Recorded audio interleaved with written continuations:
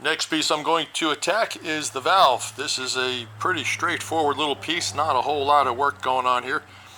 The 188 slots and the 125 slots are strictly clearance slots for rods and for little adapters that go on the end of the rods. This is the casting you're going to start with. Clean it up on the outside. And the only thing this does, I'm sure you've seen this before, but it slides back and forth inside the cylinder body itself. Now, these slots right here, they are two different sizes. One is 3/32 wide, one is 3/16 of an inch wide, and they are called out as 3/8 long. Okay? And when that means 3/8 long, that means to the top of the arc. That doesn't mean center to center. So if you mill these center to center and someone asks you if it's still intolerance, the answer is no, it is not intolerance. It may functionally still, serve the purpose, but as far as dimensionally is concerned, it is definitely not to print. If you get lucky and it's not too long, it won't be longer than the width of the valve and it will still function, so no panic there. But make sure that when you do these slots in this casting, that you realize the dimensions that you need to use to create those slots are longer for the small slot and shorter for the big center slot. Okay, because the size of the cutter will come into play to hit that 3/8 dimension that they ask you for. Try doing this with one hand while holding the camera. They do suggest wrapping this valve with a piece of emery and working it back and forth in the base of the casting in order to seat the surface of the casting. And be careful when you're clamping it to do this milling operation. This stuff can be relatively soft, and with the draft on the sides, you are likely to mushroom the edges and defeat the purpose of the valve. So after you're done cutting these slots, make sure you put it back on whatever plate you had it on and rub it out on a piece of emery and make sure that the bottom is still flat. Okay, let's go over to the machine. It's going to be a pretty straightforward operation. Some of the dimensions are referenced from the bottom, so make sure that whatever you're cutting it from the bottom. The height is not called out, but if you know the height, you can just go depth-wise, make your dimensions a little easier to hit. Let's do it. Get it done. I'm using two very thin parallels per side. I've created the trough in the back of mine with a smaller, shorter parallel, and that gets me beyond the radius on the tip of the casting. So I can shut off the light and show you that.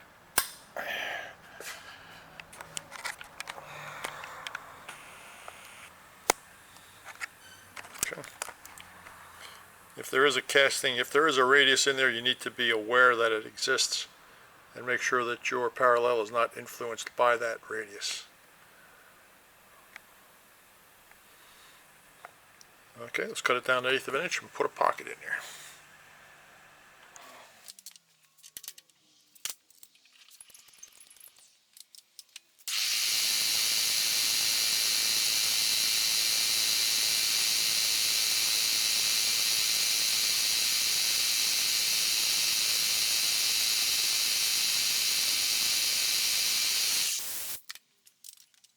Going to pop the piece out there for a quick measurement. I'm going to zero out my knee right now, and anything that needs to be done to that part to get the 125 will be done with the table coming up.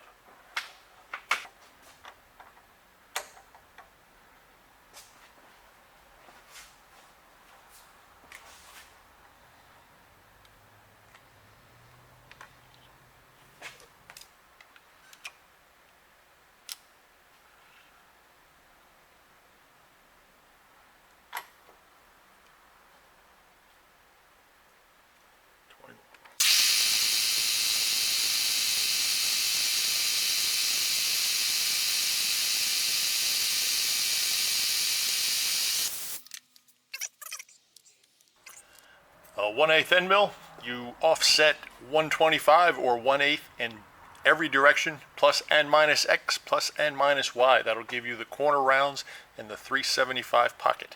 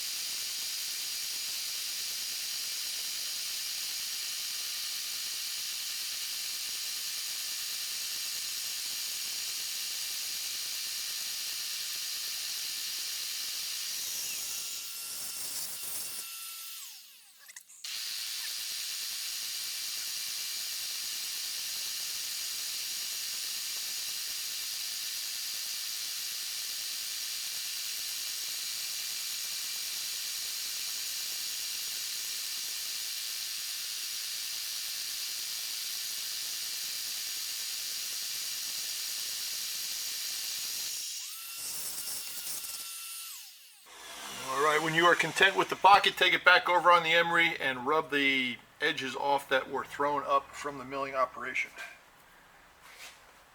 Flip it over, let's do the slots. I'll do the 188 cross slot first because it's wider and it will be easier to set the depth of this particular cutter. Once the depth is cut, I'll come back and cut the 125 slot. And we'll go to the bench and I'll show you the components that go on it. There is an error on the print. It calls out for an eccentric rod to go through the center of this part, but it's actually the valve rod that goes through the center of it. Simple slot milling, 188 and 125. There are two different depths. Please be careful with that.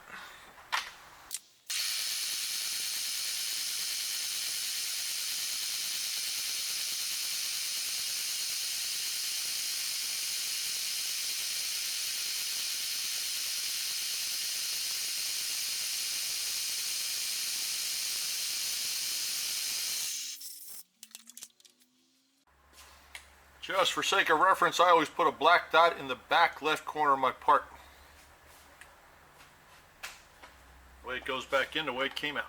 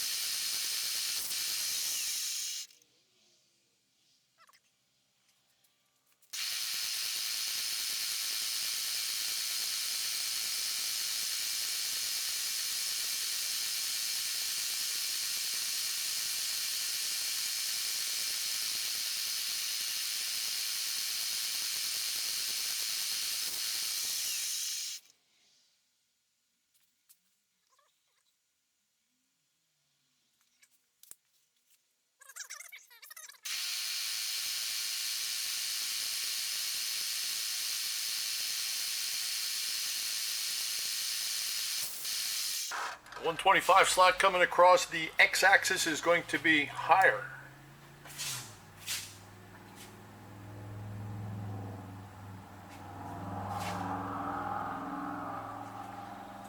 Higher by 30 thousandths.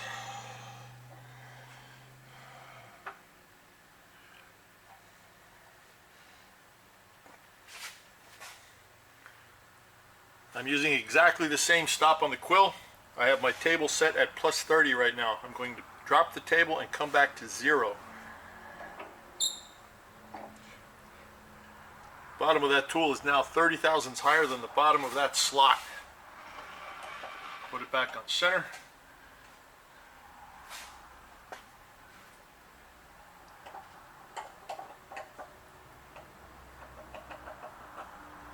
And nibble away at it. Nice and easy. I don't want the cutter to flex too much and blow the slot.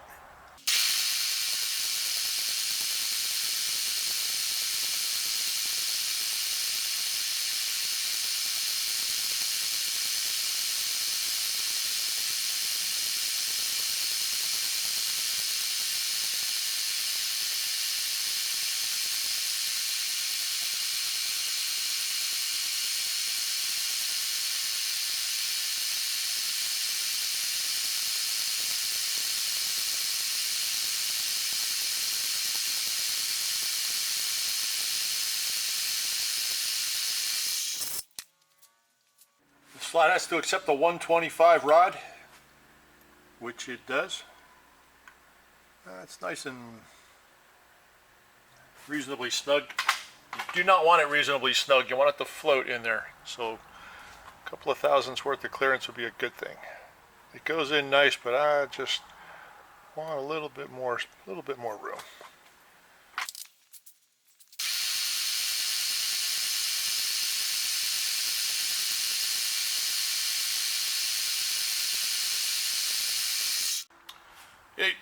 out, deburr it. Check it out. That's it.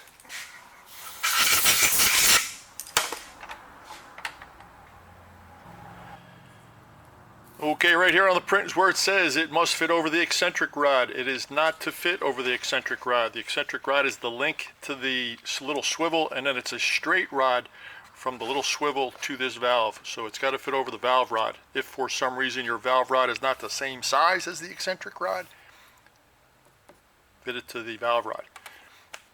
And the way this little guy works, if everything has gone well, made this in a previous operation. This is what the thread will look like on the end of this valve rod. Ultimately, this is a 540. So the 188 block has to sit down in the center of that. That's the dry feature. And the fact that it's got threads on it is the adjustment feature.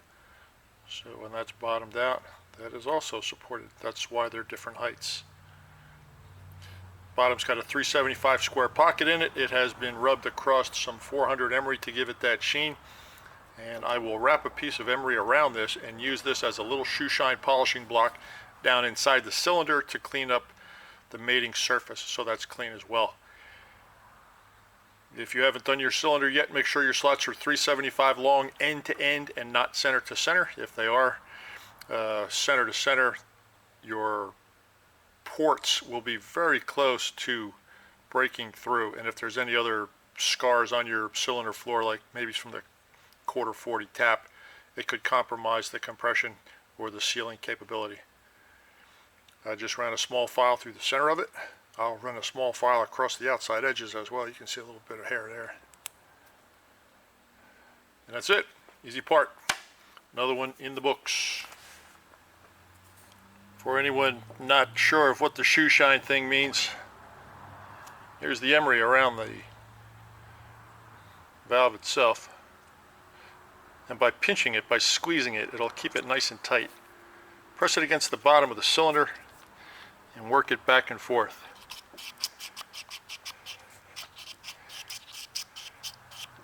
Keeping pressure on it the whole time.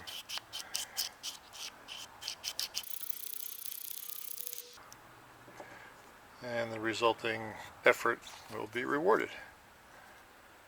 Shines it up nice. Any of the cutter marks that you can take out of there will help in the valve sealing. And if you watch me cut this pocket, you'll know that when I dusted the edges of the pocket, I went about a thou or so deeper around the perimeter, and you can see that showing up right here. That particular decision is very beneficial when it comes time to polish this particular plateau. I'm going to call it good enough right there. That's fine. That's a whole lot better than just a standard cutter finish. That's what it's all about. A little bit of handwork, and it should seal a little bit better. Also recommended by the manufacturer. I'm really digging all this little stuff going together. I've never done this before. Well, not on the model. I used to build watches, but it's a different story. There you go. Thanks for watching Joel Pye Advanced Innovations in Austin, Texas. I'm out.